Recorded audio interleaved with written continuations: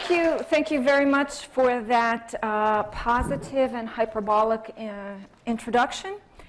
I have to say, as things are coming up, it's just kind of, one thing I'll say, which is striking about that book, Saving Languages, as Sally Coco noted, that title is misleading. The title is actually a compromise title. Lindsay and I wanted a title that sounded very academic. It was long and pedantic, and the publisher wanted something about language death, and and we were very upset with that title. And so Saving Languages is a compromise. And I agree that it's a bad title, and I'm not really that happy with the title for tonight, which is also kind of dorky. So I want to thank you all for coming, even with a dorky title, and I know that we are all exhausted. I'm exhausted, my students are exhausted, my team in Fieldwork is exhausted, and my laptop is exhausted and crashed at 6:09 p.m.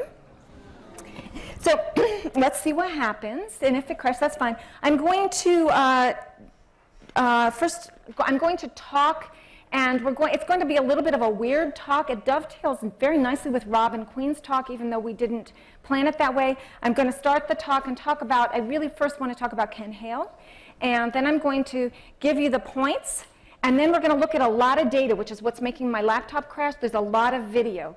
So, and then we'll come back, and seeing how much time and energy we have, we'll talk about the more theoretical points. There's a couple of core theoretical points, and I'm afraid they may be lost with all the data, but I'm also afraid I'll lose you without some fun data. So let me thank the sponsors for this work, the Humanities Division Council, the Committee on African Studies, Sarah Tola, and many thanks to all the speakers who worked with us. And you'll see I'm saying us, us, us. This is a highly collaborative project I'm going to be talking about. Funding was also, you'll see, in another part of the world. A couple of NSF grants, including one that was highly interdisciplinary, working with ecosystems ecologists. And many people worked with us in Greenland. And I would like to give an especially big thanks to the Institute organizers who have done so much work since we hosted this Institute 2 years ago in Chicago. I know how much work it takes, and we always deal with the local particulars of and idiosyncratic particulars of our own campuses, which is what makes it a joy to go to an institute and see somebody else's campus and live there for a little bit, but it can also be very challenging to deal with whatever those idiosyncrasies are. I would like to thank the LSA for supporting the Institute and for supporting the Hale Professorship. And an especially huge thanks to Tikayat, Achliak, Jessica, and all the students in the Field Methods class. We have had a fabulous and exhausting 4 weeks. Everybody is exhausted and has a lot of kalachvisut in their heads, but all of you who teach know you can't have a good class without engaged students, and it has really been a phenomenal experience. The Field Methods class here is a double class. We meet 4 days a week, and the students also meet with Achliak and Tikayat outside of class for extra elicitation. And if you've noticed people huddled over computers, even during happy hour, the students are still working with data. So it's just been a really phenomenal experience. I wish we could go on and on and on with it, although I think everybody's exhausted. So let me say a few words about Ken Hale. And I have to say, it never, in my wildest dreams, would have occurred to me that I would have the, oops, sorry. I knew I was going to do that. I would have the Ken Hale professorship. I know there was an imposter syndrome workshop last night that Penny Eckert and Monica McCauley did. And certainly I should have gone there, except I'm a true imposter. It's really impossible to imagine what a great linguist Ken Hale was and the long-lasting contributions he has made. So this is from the LSA website. I know there's a lot of people in the room who are, you're young students, so you may not understand just how great Ken was. For us, in 2003, one of the most significant things for field workers was when the LSA made a commitment to have field methods taught at the Institute, to give people the opportunity to do some field methods training, even if they didn't have it at their own institutions. And I can tell you I have several international students in the field methods class, and 2 of them have told me they came to the Institute to take field methods. So that's how significant this is. Ken Hale, his dedication is legendary. There's a lot about Ken Hale that's legendary, and I'm not the one in the room who's best positioned to speak about him. But I want to say just a few words. There's Ken as a younger man. The second picture there is at Swarthmore, and this is a screenshot from the MIT website that published a tribute to Ken Hale, and I would encourage you all to go there and look at that site. There's a whole list of his papers that are available as PDFs, and one of the most really educational things is to look at papers that some of his unpublished manuscripts, and then published manuscripts, how he takes an idea and comes back to it and develops it. It's really, really fantastic. So do look at that website. And here's a quote from his obituary in The Economist. It's just the beginning of the obituary, saying, sometimes Kenneth Hale was asked how long it would take him to learn a new language. He thought 10 or 15 minutes would be enough to pick up the essentials if he were listening to a native speaker. So I'm not Ken Hale. Just so you know that he was the kind of, I'd say, he was a linguist. He did a tremendous amount of field work on languages that had not really been studied at that time. Many of them are no longer spoken. And he was not just a theoretical linguist, but a theoretical linguist who was driven by data and used the data to drive theory. There's no good field work without theory. And there's no good theory without data. And Ken really brought those together in ways that I can only dream of achieving. At the same time, he was an advocate for speakers, for their languages. He was an activist, and he trained a number of Native American linguists who are really fabulous linguists in their own right. So I am I follow a line of really eminent Ken Hale professors. Last one was Tony Woodbury, before that Karen Rice, Nick Evans, Steve Levinson, Marianne Mithune, and the inaugural Ken Hale professors were shared by 3 Australians who presented together in recognition of Hale's work in Australia.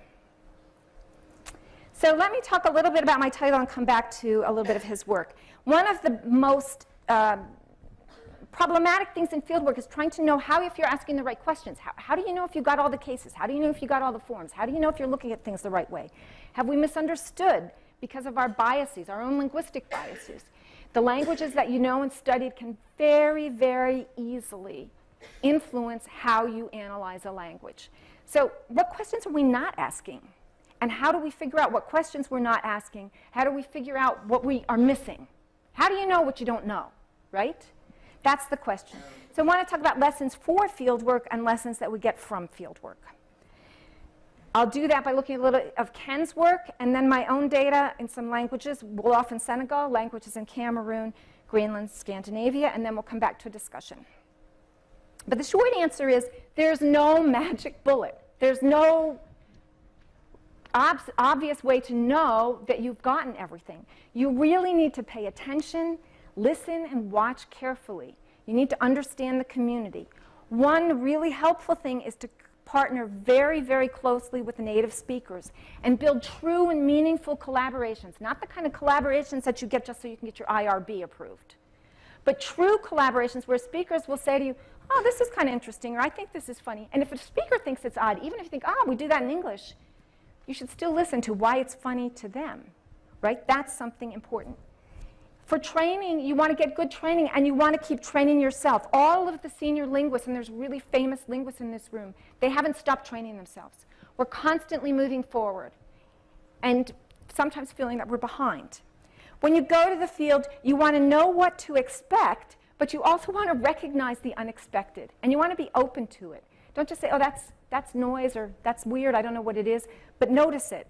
Know what you're looking for, but at the same time recognize when you find something that maybe you weren't expecting, that you didn't know would be there, that was worth pursuing.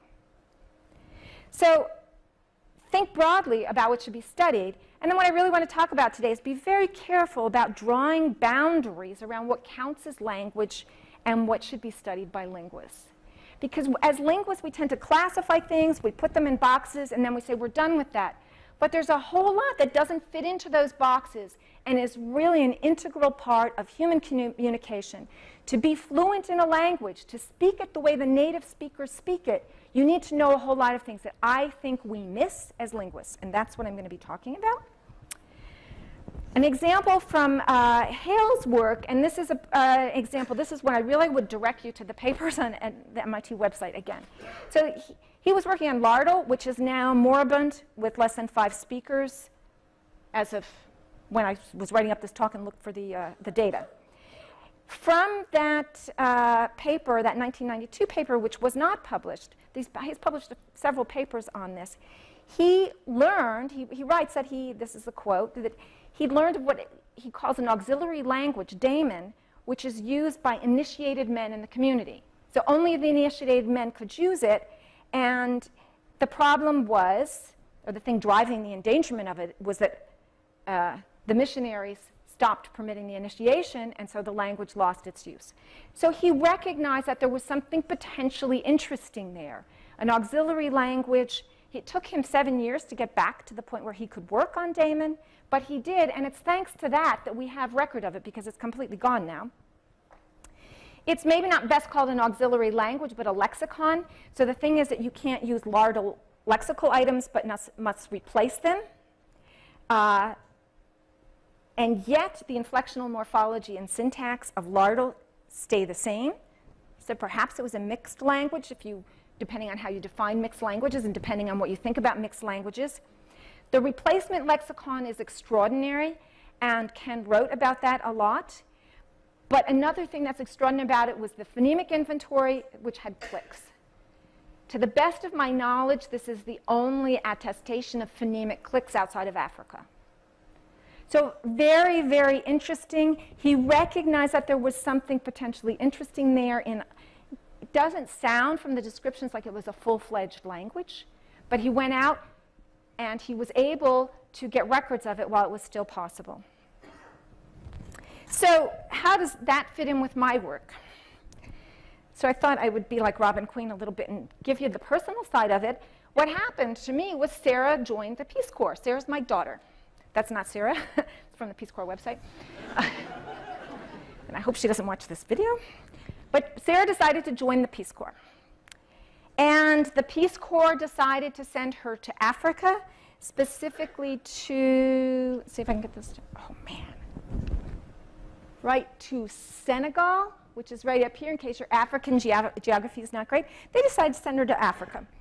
So that was a surprise for me, but that's where she went. And one of the things that the Peace Corps does very well is that they train you in the local language.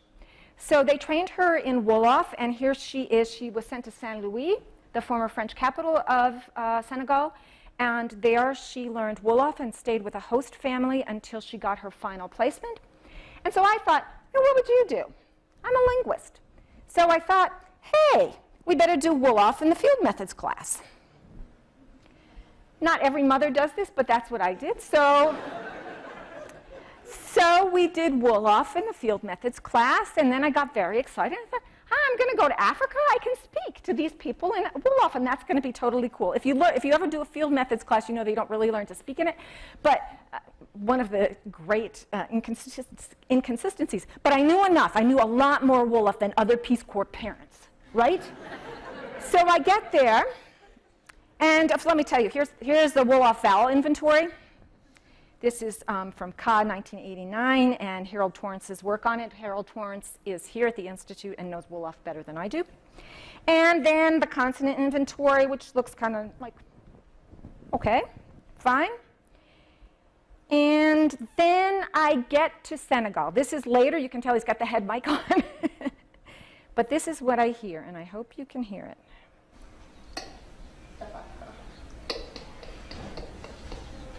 Hear it?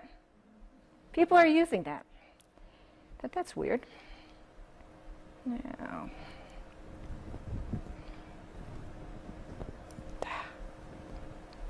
Sorry, it's this So here it is again. We're eliciting this sound, which is the first sound that I noticed that was not in that phonemic inventory, and this kid does it. It's a funny kind of click. I don't know how much you can tell. So we're eliciting it with the head mic on, and here he's giving an example of a context when you could use it, and this is when you're surprised that Fatungao went to Rosso. Okay. You know. So notice his lips aren't moving. It's a very far back velar kind of click, which people don't like. Linguists don't like. So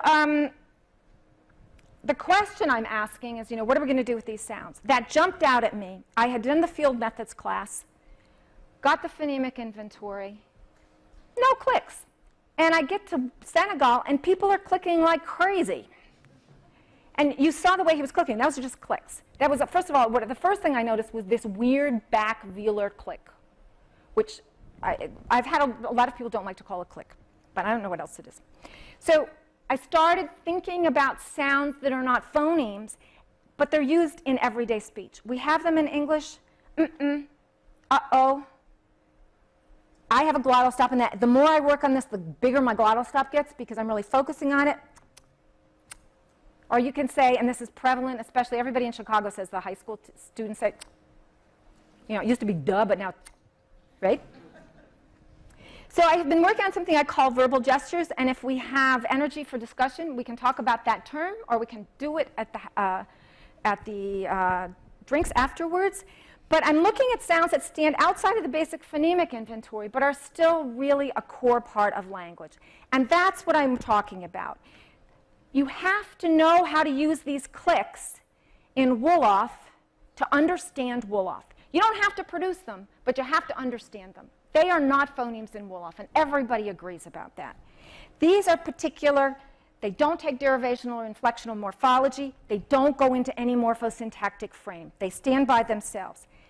So they're not lexical words, at least as what I understand a lexical word to be, but they can be a full utterance. We'll look at some examples. The Wolof case is critical here. In Wolof, they are highly conventionalized and recognizable in isolation. A Wolof speaker hears that click, and a Wolof speaker can tell you what that means. They have different discourse and pragmatic functions, and I'm hypothesizing that they're used cross-linguistically, but we don't have much of a sense of it because we have not been documenting them because of the boundary that we have drawn around language. So now we're going to get into a lot of data to sort of wake you up. But here's the team. I've taken several students to Africa, Martina Martinovic, Rebecca Baglini, and here's Sarah. She shows up again. Then I went to Cameroon, still looking for clicks. I went to Cameroon because Emmanuel asked me. He invited me to come to Cameroon, and we kind of cut a deal. I would give some lectures if he would do some field work with me. So I brought Betsy, and Sarah came again. She's now doing a PhD in Ag Econ, but she can negotiate Africa, French-speaking Africa, like nobody's business. So she came, and she actually enjoys doing field work with me sometimes. And then Scandinavia, all of Scandinavia goes to Hannah. So I'm working with her on this. She's an undergraduate at the University of Chicago. And then going to Greenland, Kalachit Nunat, we have Akliak and Hillary. Akliak is here, and you've probably seen her. Here's a kind of dark picture of Tikayat, my student Hillary.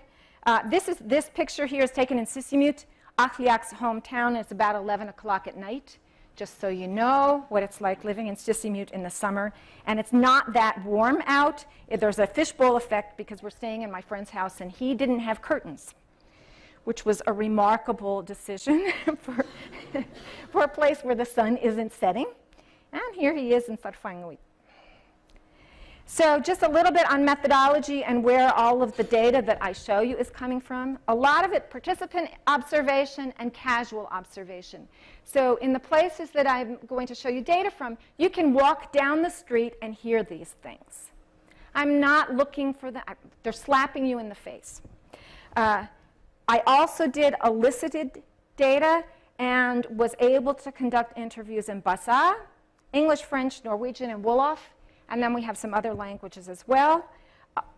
Audio recordings of spontaneous speech on the street, they aren't very good for talks like this because there's a lot of background noise, as you can imagine, but they are there. Then we've got videos of planned and spontaneous conversation. Also, we're walking around with the little notebooks, writing them down to see what we got. And then Hannah has been actively collecting a lot of data from YouTube.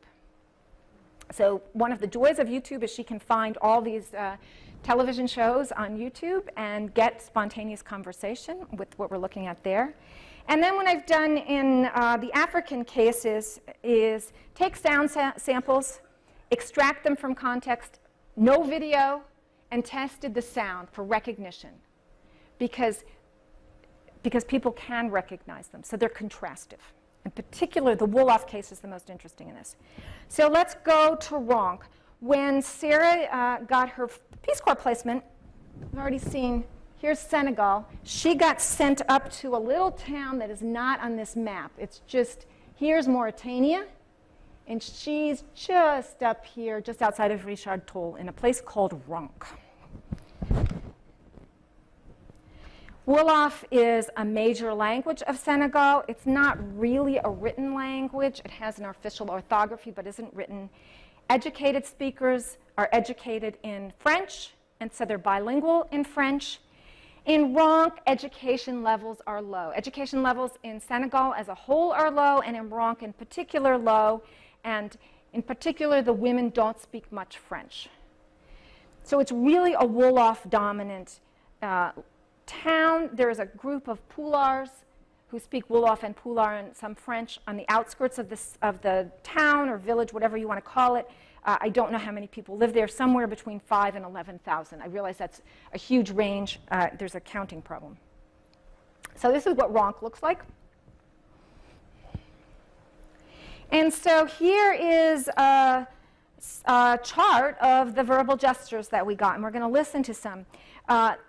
There is a word for yes in Wolof, wow, and we elicited 3 different and tested 3 different clicks, which when uttered once mean wow. They appear to be roughly synonymous, although wow is itself more formal, more accepted, and they appear to be, I just don't really know, they appear to be in free variation. So if you ask people, they'll say there's no difference between these clicks, but people tend to have a preference as to which click they actually make.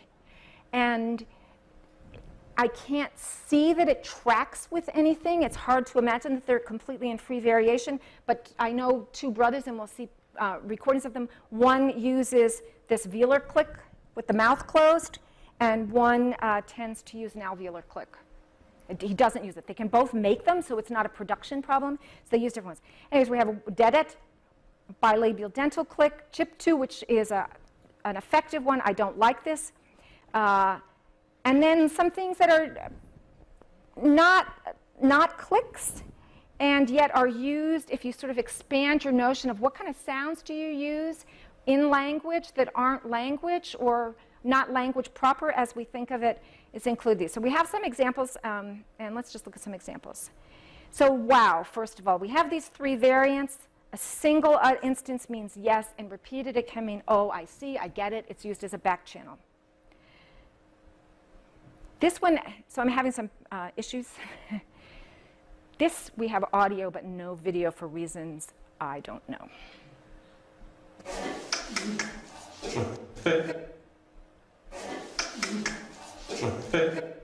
You hear it, right? You'll see us, the rest of his videos, his face loaded. Oops, dang it.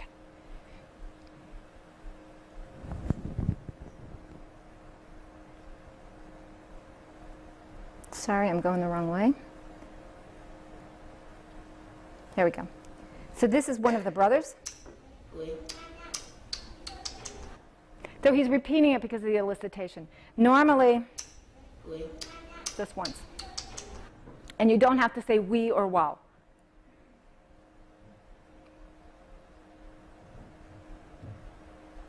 Wow. Wow.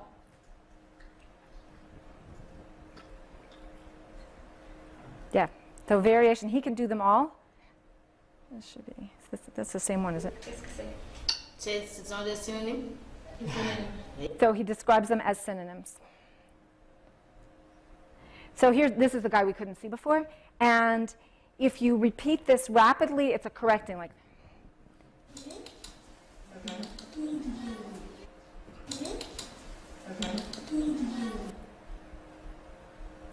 So now let's look at dedet. And so dedet is the word for no, but chiptu, which is spelled different ways, is the label for that verbal gesture. So it has a name. So here he is with dedet. You can say dedet, or you can say this.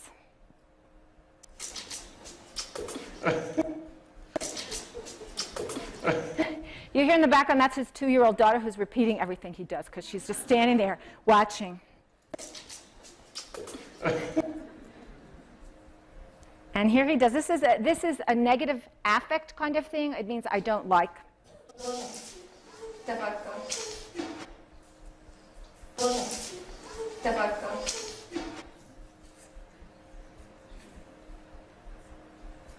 Here Bamba does it.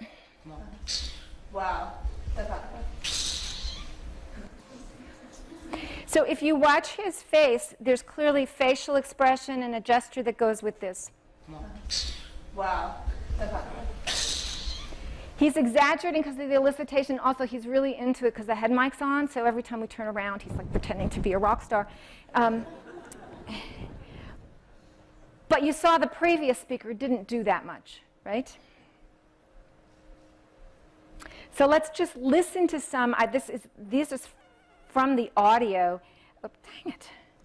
Sorry, I'm sorry that I keep doing that. So here is somebody we haven't seen, Abdullah Diop, and listen to these three. You can hear that they're contrasted. It's just a little soft.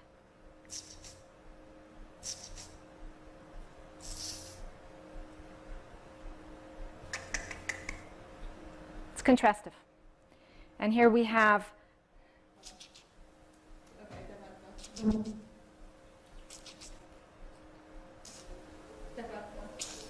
Can you hear it?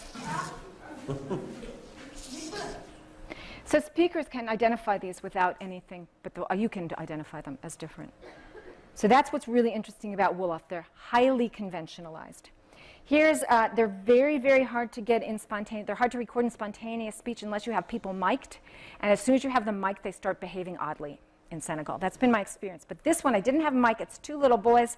I had brought water pistols as toys, which is actually a good thing when it's really hot. And Makhtar is explaining to his brother, the water goes in here, and so he says, ndoch, the water, and then you'll hear a different voice say, ndoch, and then he says, yes. Ndoch.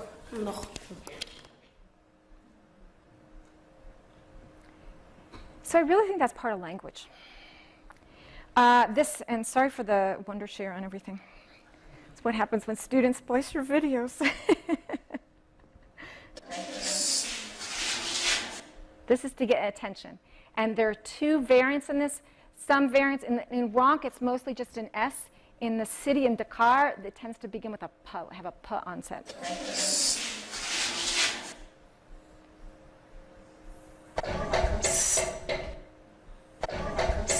This is actually, he's raising his hand. This is how you flag down a taxi. So in thinking about what to do with these gestures, playing around with it, and I'm calling them gestures because they seem to be somewhere in between gestures and words. In Wolof, we see, and this diagram is, I don't know that it captures it very well, it's meant to capture the fact that with words, words contain phonemes. They're highly conventionalized. The gestures, the verbal gestures, maybe carry these secondary phonemes. I'm going to come back and talk about this. They move towards gestures. And some of them are conventionalized, and some of them are ad hoc. So I'm interested in the ad hoc ones. Of course, gestures, manual gestures, can also be conventionalized and are in many places. So having found these in Senegal, we decided to look for some more in Cameroon. One question was, is this a Pan-African thing or not? Do they spread? Are the same ones used or different ones? So we took a trip in negotiation with Emmanuel and started out in Yaoundé and went up to Buea. But we did most of the field work here in Adea and the Littoral region. If you don't know, Cameroon is divided into the Anglophone part and the Francophone part. Most of our work was done in the Francophone part, but we did do some work in the Anglophone part. We worked on 4 different languages, Bassa, Bakoko, Bulu, and Nyoshe, and worked with a number of speakers. One of the people who did a lot of the field work with us is Jackie, and this is her with her family. Unlike Ronk, which was Wolof dominant, multilingualism is the norm in Cameroon. And so even if I was working with a speaker who said, my mother tongue is X, which is how they talk about it, that speaker was always multilingual. So I find it very difficult to say, as I could in the Wolof case, these gestures are attached to a particular language or not. Languages, people speak multiple languages. We did conduct some interviews at a palm oil plantation just south of Adea, and we found many people were multilingual. So a total of 14 people. It was a pilot study. Is there any sort of future research to be done here? But 14 people claimed to speak 29 languages. And we threw this one person out of the count because he claimed to speak 17 languages, which seemed impossible. But Emmanuel tested him in all the languages that he spoke and was sort of satisfied that the guy spoke these languages, in fact. Most of the interviewing was done in Bakoko, and I was in Bassa, which is Emmanuel's first language. I was not allowed to be there, just Sarah went because it would have tipped things in. I was told that people couldn't deal with me. So anyways, let's go on. We don't care so much about that. These are the languages. Let's go on and look at some of the gestures we found. And so we find some repetition. These are only the gestures that we feel very confident of. So we didn't spend enough time in Cameroon, and there's 2 ways to approach this topic, and I'm approaching it the first way, which is not totally satisfying. I'm taking a quick glance around to see how many of these I can get. To really understand what's going on, you need to spend some serious time doing deep field work, figuring out exactly when they're used in discourse and what the difference is. I'm asking people what the difference is between, say, wow versus, you can guess. I am told that the click is rude, that it's used by teenage boys who seem to be everybody's epitome of rudeness, and that lazy people do it. And so I have people who I know, who I've heard using a click say, oh, I would never do that. Right? So what I really need is deep field work in each of these. But I was trying to get a range of the usage. And so that's what I'm doing here. So you'll see we've got, for yes and no, we aren't getting clicks. We're getting and mm-mm. So that may seem not surprising and not noteworthy. But for us, it was noteworthy going in. And I was eliciting, Sarah had come too, and she'd been living in Senegal. And she'd worked with me. She saw how easy it was to elicit clicks by saying, is there another way to say wow? People think, oh, yeah, you could say, we couldn't get anything like that in Cameroon. But we got some interesting ones, and we'll look at them. This negative affect one. And the back channel, you're going to hear that same click that we heard from Bamba before. So here's some attention getting.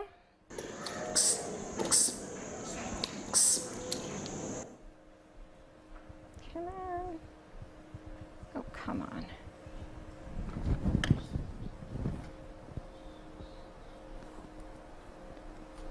Well, you know what? You can take my word for it that it's like we heard in Senegal. So the most prevalent gesture that we found was this one that I've just been calling negative affect. It was used among all speakers in Cameroon and Senegal, and it is used in the US. It seems to correspond to what Rickford and Rickford called cut eye and suck teeth in 1976. Emmanuel thinks that it's Pan-African. The exact phonetic properties and the facial expressions varied in our fieldwork in Cameroon as they did in Senegal, from what you saw. And clearly, the facial gestures are not required for comprehension. So here in Bassa, as in Wolof, there is a label for this verbal gesture, which shows you how prominent and salient it is.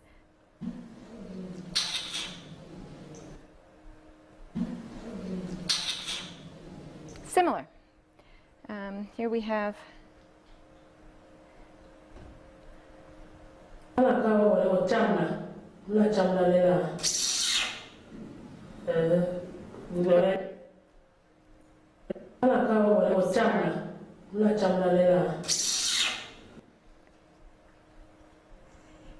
Here we are at in Bakoko. This is the Bakoko. I'm saying Bakoko because when I asked the speaker, what's your first language, she said my maternal language is Bakoko. At the table, we're speaking Bakoko and Bassa in French. I don't know what language. It's kind of even funny to ask this, but.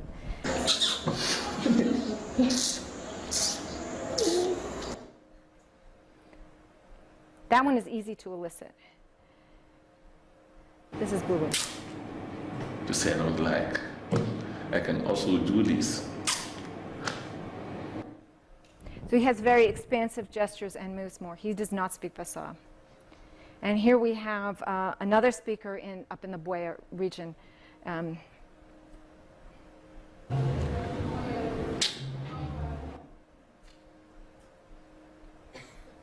So just to remind you what the Wolof looks like. Wow.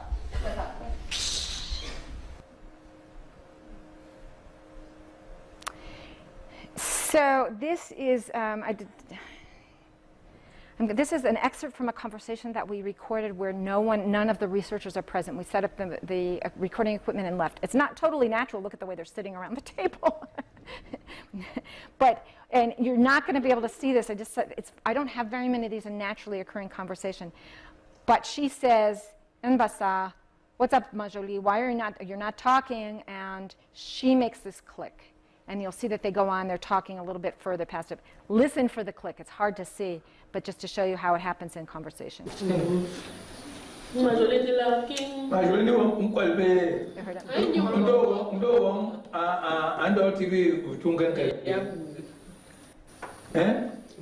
it?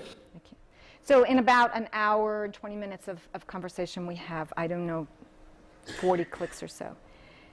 So here comes the... dang it. All right, the verbal gesture, that's the back channel. If this doesn't, nope.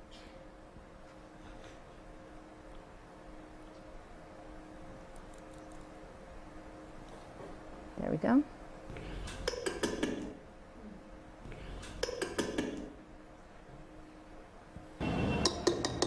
Really?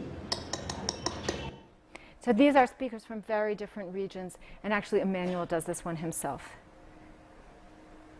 So one of the prevalent gestures that we heard in all of the areas that we were in Cameroon, but in particularly, well, less so I would say in Buea, but in the Francophone part, is the way that you call an attractive woman if you're out in the marketplace. It's not hard to test. Just send one of the students out to the marketplace. And here, this is exaggerated. I clipped it.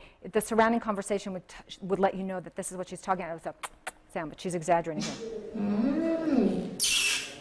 Ça, c'est pas un langue. C'est pas un langue. And this is how you call a dog.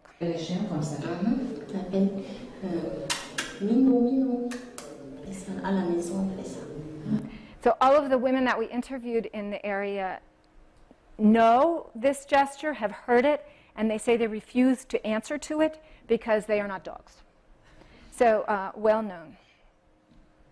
So in looking at the camera, and I'm going through this fast because everybody's fading, and it's more fun to look at the videos than have some of the analysis. But looking at the Cameroonian verbal gestures, they're different than the Wolof ones. They aren't as conventionalized. There's more variation, and they are less word-like. They're moving more towards gesture-like, although some of them are very conventionalized. So that wolf kiss, or whatever you want to call it, the chamla, highly conventional, although there's phonetic variation in how that's pronounced. Whistling, I thought you should hear some whistles since Robin was whistling for her dogs.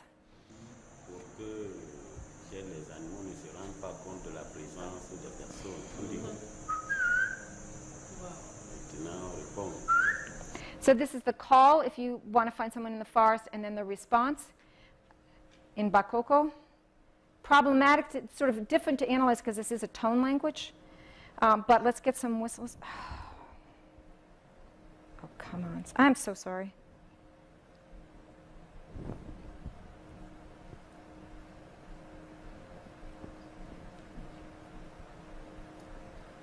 We're way ahead of ourselves.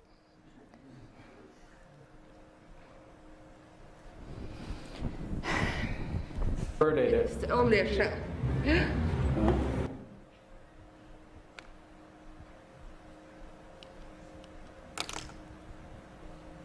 Can you help me?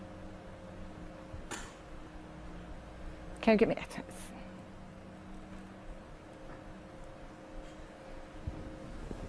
Can you get me back? Go back. Back, back, back. Back. Okay, thank you. Don't go far. So, all right. We'll skip the whistles. This, I'm sorry, it's really unstable because of all of the videos in it. So to look at a very different kind of phenomenon that is not in Africa, to show you how widespread this is, we're going to go to the Arctic, and we want to look at the spread of the pulmonic ingressive. So in Scandinavia, we found it in the Faroe Islands, Iceland, Greenland. It's attested in Shetland, down here, and in some parts of Canada, probably spread by Norwegians. At least that's my... So this is the gasp in Swedish. This is just from a YouTube about it. Just to tell you how prevalent this is, Tico was at a conference of computational linguists who were trying to figure out how to encode this in the corpus, because you need to know it. It's in the corpus so prevalently. So this one has lip rounding. Teach me how to say it. Say yes. How do you say it? Yeah. Do you have to like that? Yeah, this bit. Yeah. Yes. Teach me how to say it. Sorry. Say yes. How do you say it? Yeah. Do you have to like that? Yeah, this bit. Yeah. Okay.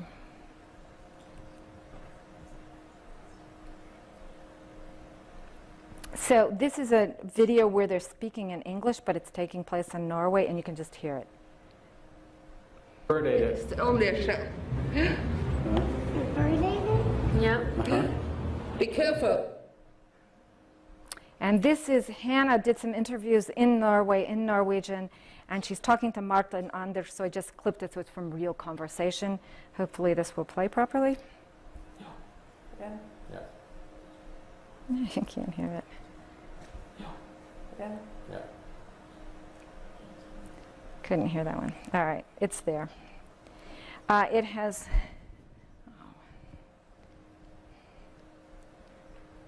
There we go.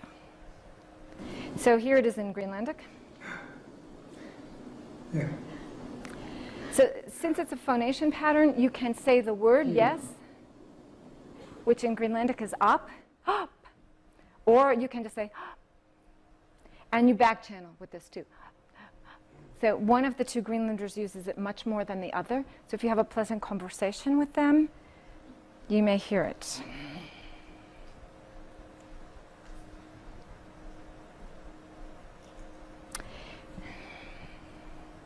This is from a show in... Í sundlauginni, klárum hann svo í Los Angeles í stúdíu sem heitir Eldorado. Og bara, já, við erum mjög svona samstillt. Þetta bara gróf hugmynd. So you can do it even while other people are speaking, and it doesn't interrupt the flow of conversation like a back channel, right? This one was nice when you could see, when you could see the subtitles, but let's go on.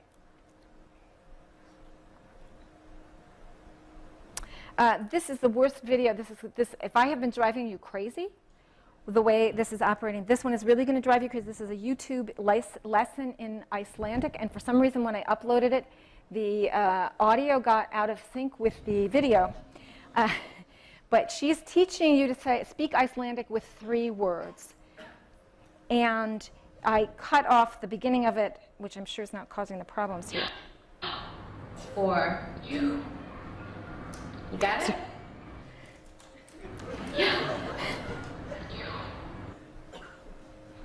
To inhale, as you say yo or you, tell the Icelandic person that you're talking to that you agree with them so much that you can't wait to exhale to tell them so. And as long as you do it, they won't know that you don't understand what they're saying. So I thought this was priceless enough that even with the disjunct audio and video, you should.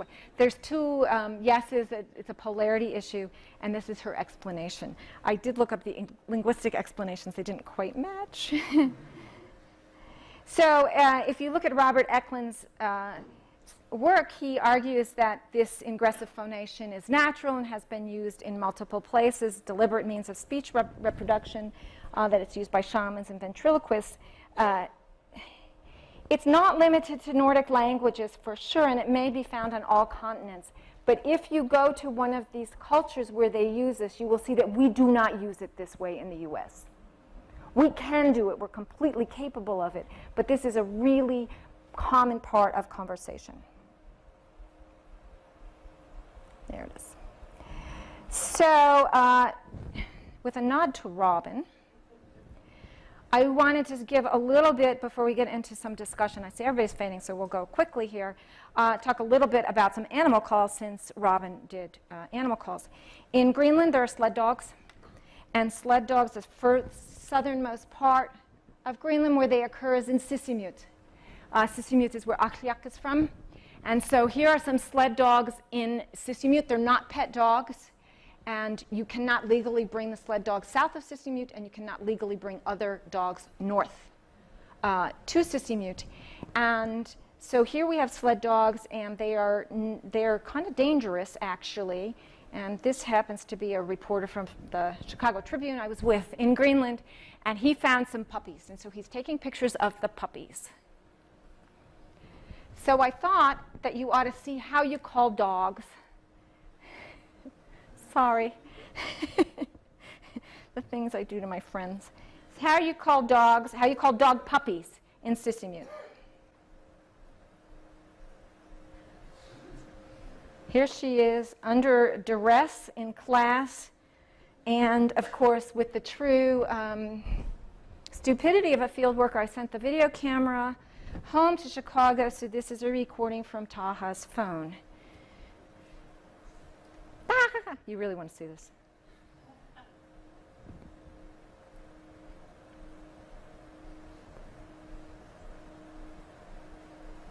Oops, sorry.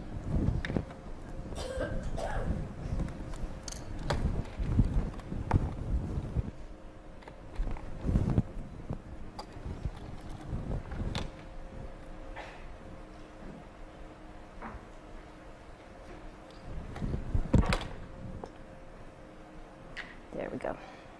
Okay, keep doing. Can I do it again? Oh my God.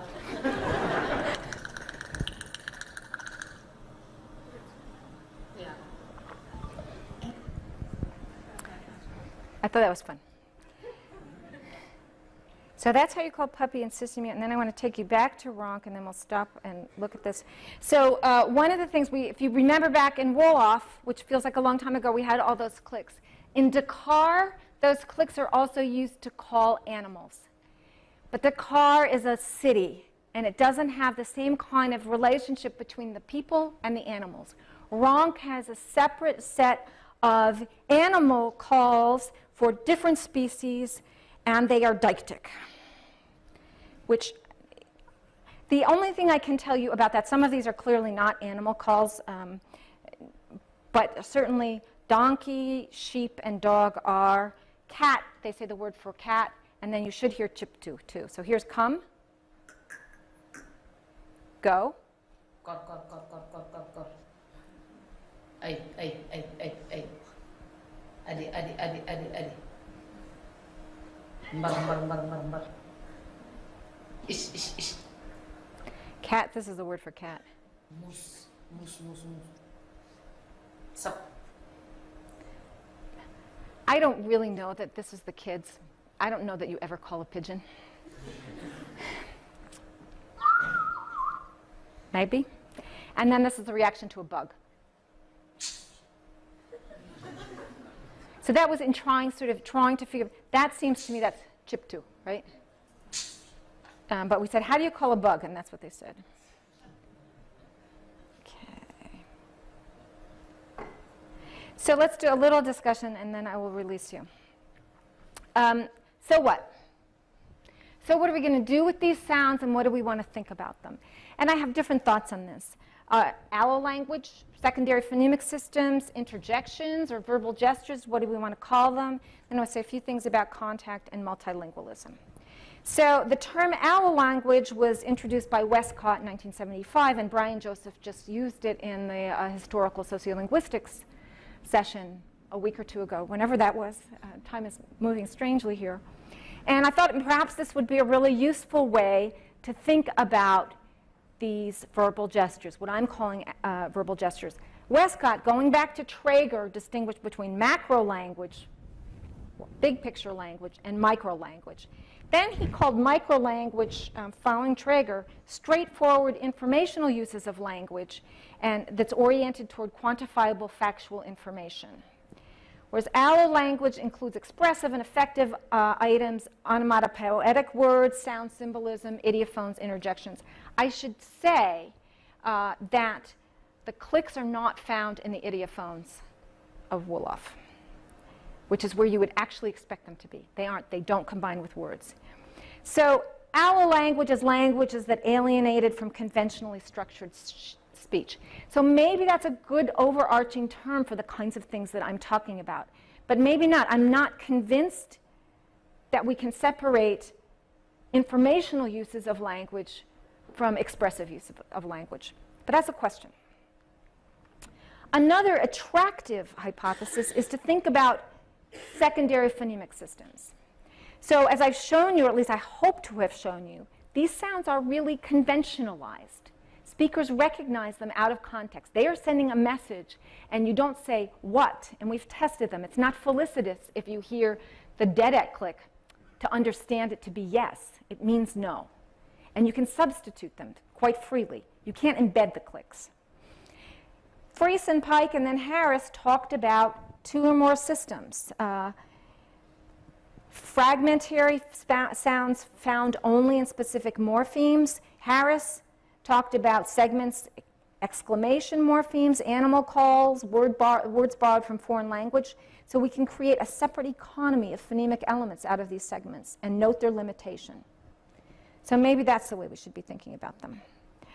There is evidence that they are highly salient, and experimental evidence on discrimination of clicks by speakers who have clicks in their phonemic inventory and speakers who don't have clicks in their phonemic inventory has shown that we actually can discriminate the clicks quite well. So part of my argument is they're used because they are highly salient. The whistles, I buzzed through the whistles and some of them were crashing, but the whistles are not surprisingly sometimes used for very long distance communication. English speakers have a high rate of success in identifying clicks. My claim is that these verbal gestures can spread very easily. As a matter of fact, they aren't written about hardly at all, but people have noticed that they're contagious, and I bet you are going to start using them after this talk, and you're going to be noticing them all evening and for the rest of your lives. I think they're contagious because they're useful, because they are so salient, they are so expressive, they're quick and easy, and because they don't have any morphosyntax. So you can repeat them without much else. So I think they are readily borrowed, and this is support for David Gill's hypothesis on the spread of clicks. So if you go to WALS, the World Atlas of Linguistic Structures, Gill surveys clicks, what he calls paralinguistic clicks. I'm not happy about the term paralinguistic. I don't always know what that means, and I'm also not happy limiting it to clicks. Clicks are very cool. We like studying clicks, and they're fun. They're great to use in an introductory class to get students excited about sound systems, but I have a lot more than clicks. The question, of course, is where do you draw the line? What do you stop talking about, right? And I don't have a good answer for that. Anyways, he divided them into effective and logical meaning. So the red is logical, yes, no. The pink is effective, not logical. And white is neither. And so you see a huge concentration in this area and then coming out of Africa. So he has an out of Africa hypothesis. I'm not sure. So the way Gil collected these is by asking, in particular, field workers, have you ever come across this? So he doesn't quite have the data. And what I found in my own research is that we really don't have a sense of how many there really are. He doesn't include Wolof here, but he does include Mauritanian Fula, which is on the border of Ronk. So I don't know, that it's listed as having 2 clicks. I've got more clicks in Wolof. We see a lot of variation. There is variation we saw in the Senegal, wow clicks. Chamla, we saw a lot of variation in Cameroon. There was lip rounding in the ingressive in Sweden, which is noticeably Swedish. And from what Hannah can tell, there's a continuum. She's looking at a dialect continuum of ingressive across Norway and Sweden. There's regional variation in Senegal for sure. We tested all of the information from Ronk with speakers from Dakar, who recognize some of them, but have different animal calls. And Jane Mitch, who is a PhD from OSU and also a former Senegal or Peace Corps worker who's worked in a southern part of Senegal, recognizes my clicks, but also has other verbal gestures from that part of Senegal. Certainly, there must be sociolinguistic variation. They're considered rude. The wolf kiss, of course, is considered rude and impolite, and you can imagine why women don't like to be called dogs. One thing to think about is these sounds that aren't in the phonemic system but then attached to words. So we looked at glottal stops in English. There is no glottal stop in the phonemic inventory of Kalaallisut, Greenlandic, but we do get it in a couple of baby words, E for P, for example. Swahili has what's been described as at least one non-linguistic vocalization, glottal catch, the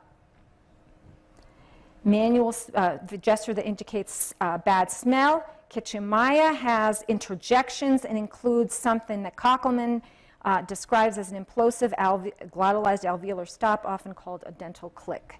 That would want a little more research, but there's something funny going on there. Should verbal gestures be considered interjections? Maybe that's the best place to put them. As a linguist, I want to categorize things. I'm not totally sure what interjections are, and that's part of my problem. And a lot of things go into interjections as a catch-all category. Felix Ameka talks about word types and non-words that don't normally enter into construction with other word classes. That sounds like my verbal gestures. Quotable gestures and emblems that can include lexical gestures and can be translated into lexical words. Some of these can, and some can't. I think that it's worth paying attention to what I've identified as verbal gestures until we really figure out what's going on in the full range of possibility, specifically because of the uniqueness of the sounds. They're conventionalized, but they aren't phonemes. They don't take morphology. They're not lexical words. They can constitute an utterance. It's completely well-formed if somebody asks you a question to use a click to say yes or no.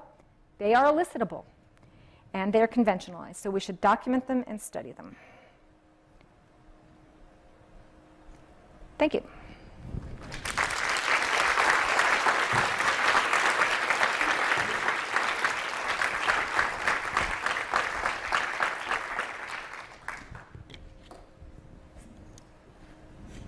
Questions, or would you just like to head to the reception?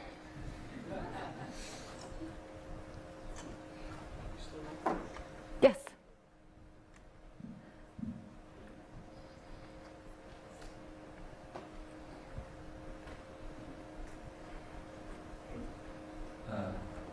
So I don't know if this is a natural question, but I'm asking myself right now if these paralinguistic gestures could be grammaticalized.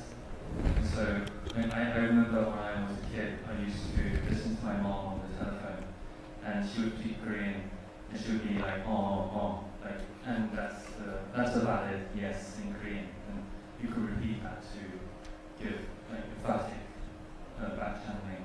And I was thinking as a kid, it's not like a word. And in Korean we say as yes.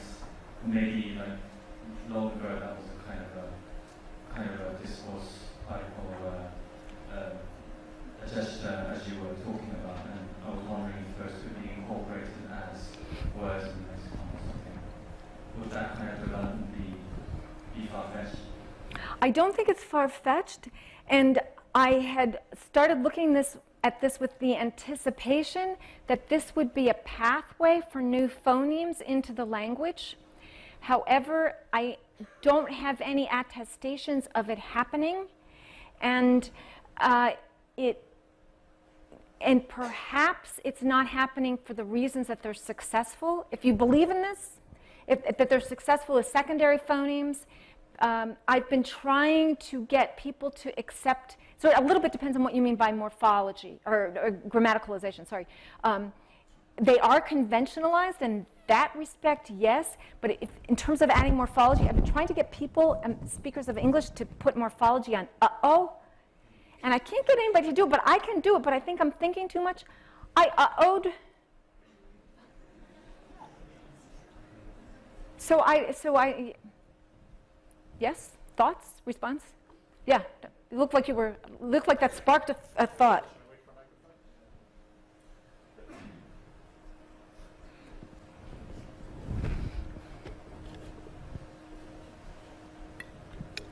Yeah, you're thinking in English, uh-oh and similar things can replace clauses even in certain kinds of complex instructions. So you can say, if she does that, uh-oh. Right? Or I can say, my opinion is uh-oh, that's wow. Right? So I'm wondering if, these are not words, right? Or if they are words, they are, phenomenal in a certain way. But I'm wondering if nonetheless we're concluding too soon that they're not embedded in the syntactic system. We just have to find out what exactly they are. And, arguably, these English examples I'm thinking of could be clauses. I'm also sort of, in this context, thinking about all the interesting work that's been done by a number of people, but particularly recently by Adam Stolberg, on the syntax of yes and no, right, arguing that the word is yes.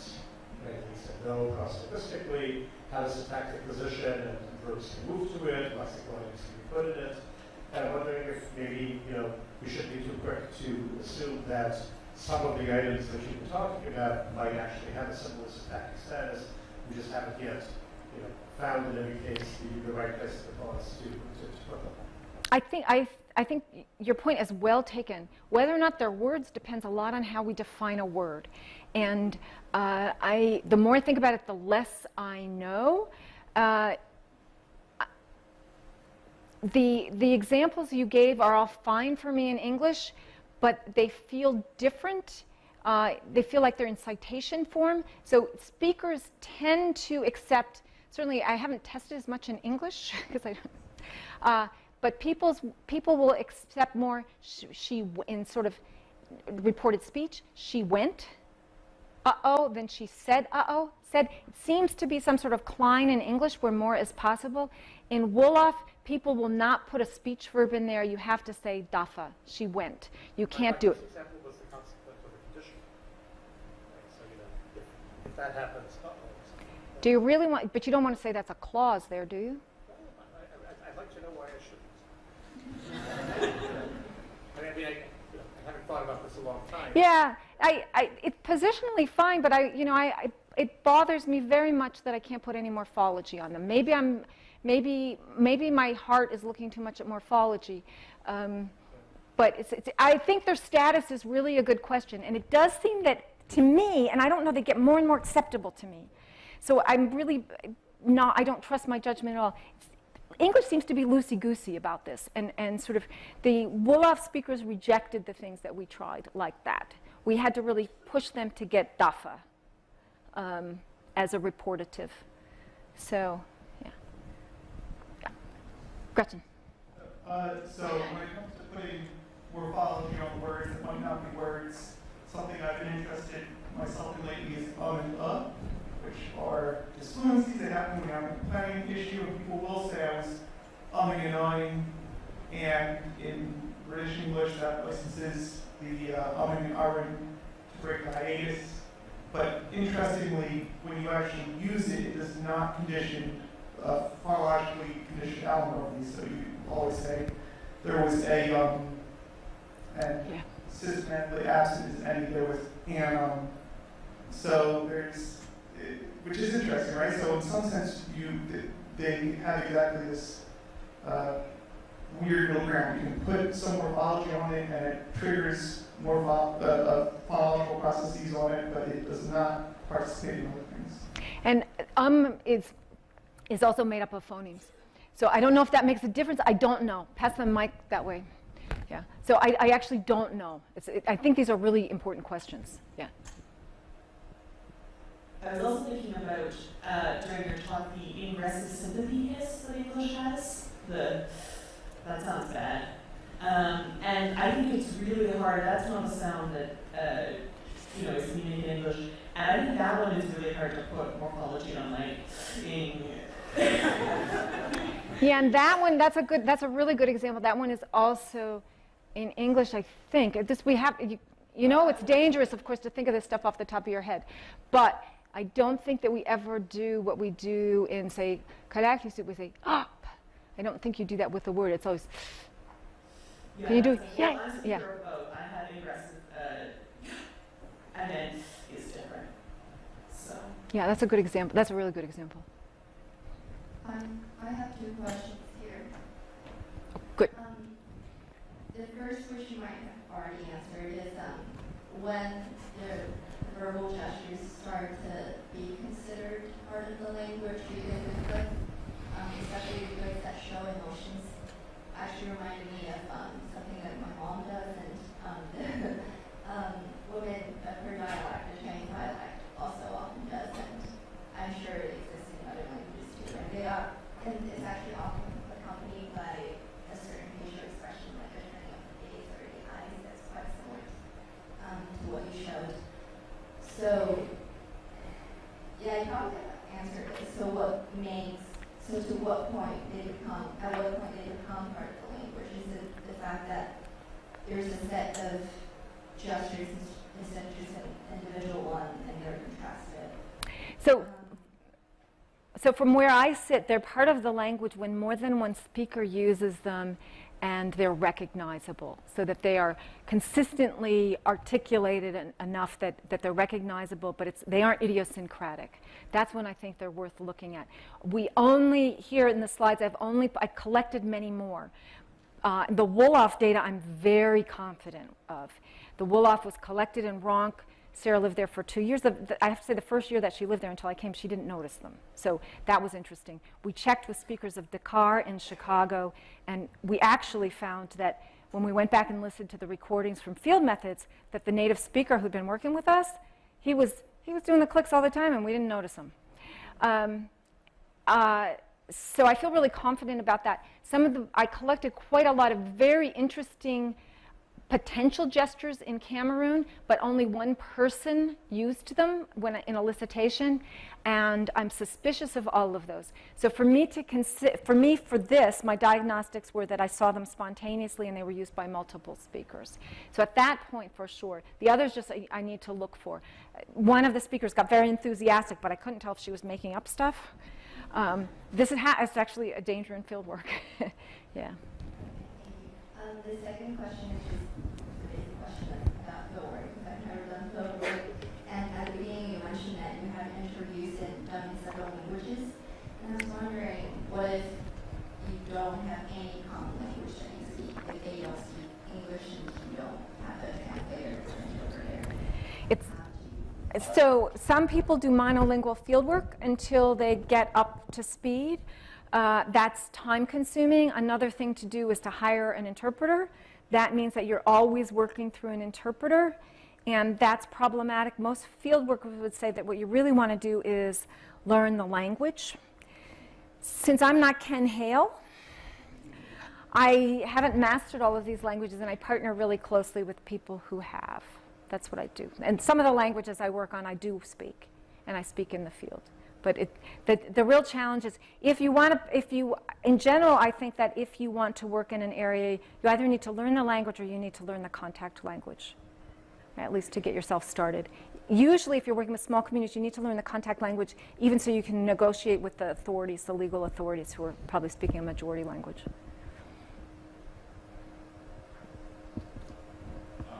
One data point, once upon a time, there was a conversation introduction to phonology about English content, and next to me was a native speaker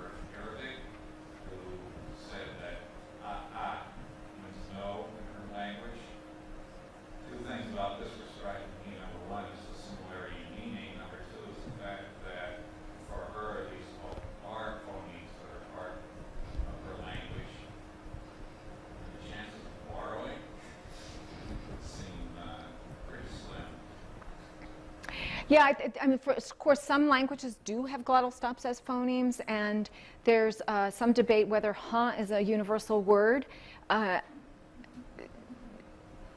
So we could read that article. So there's interesting things. I do think that if we look more cross-linguistically, we'll find a lot of things. Lots of questions.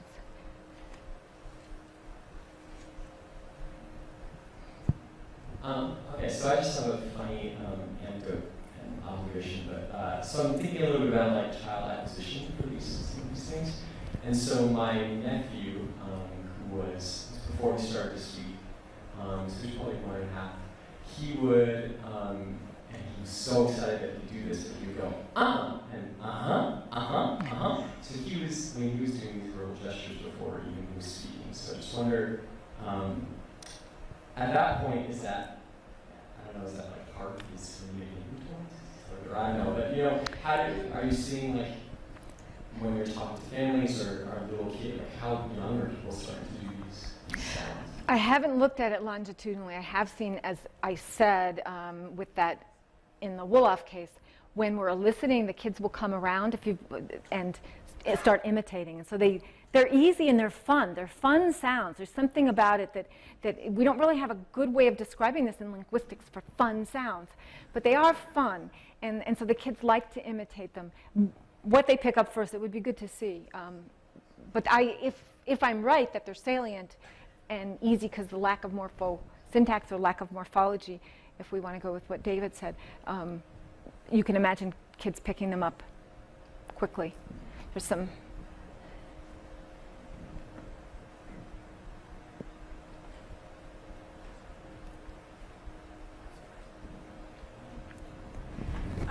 So one thing I think is really interesting is that we find that the negative affect is shared among speakers in Senegal and speakers in Cameroon, but also speakers of African American English in America. And I think this could potentially be a good argument for this being conventionalized. I mean, you already have the strong evidence that it is conventionalized, but that it is not only conventionalized, but it has been in the language for a long time and is potentially come to the United States 300, 400, 500 years ago, and then been borrowed into English. And I think you briefly spoke about the ingressive yes being borrowed into languages in the Scandinavia. And I sort of had potentially a coincidental overlap in our language, but I am curious about this idea of borrowing verbal gestures from one language to another. And you know, why would a language borrow this strange sound and then not conform it to its phonology, because this is the opposite of what we see, generally speaking. So when we get borrowings that we make them like our phonology. Good question. I'm quite confident that the Subtlety or Chamla or Chiptu, whatever you want to call it, is borrowed. And if you look through French newspapers, you will see headlines telling people not to do this. So it's also come into France from Africa. It's widespread, I think, but I haven't done the field work in this country. I think it's not just limited anymore to African American speakers. I think it's much more prevalent. But I haven't done the field work. That's impressionistic. And the Rickfords, I did talk to the Rickfords about their study, and they're interested in this. We just need to talk a little bit more. That work was done in the 70s, so certainly updating it would be useful. I think it's a good question why they maintain, if that's the case, what the borrowing path is, and why the secondary phonemic system is maintained, or the secondary sounds are maintained. That's a really good question. It may have something to do with saliency.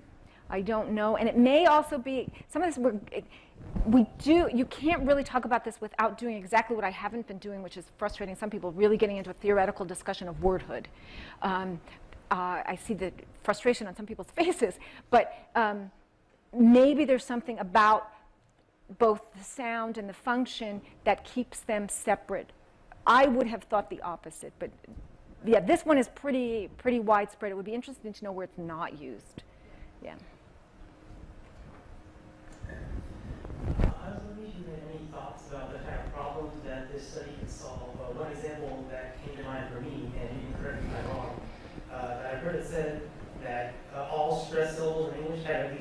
more with the commonly cited exception being met from the sentence.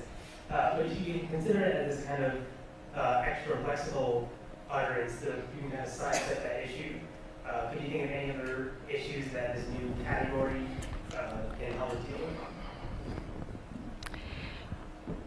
Yeah, I sort of think of it the other way. I think that if we think about this, we can think more about what should be included in the linguistic description and documentation, and I think it does raise a lot of questions about wordhood, and that it raises a lot of questions about borrowing and paths of grammaticalization.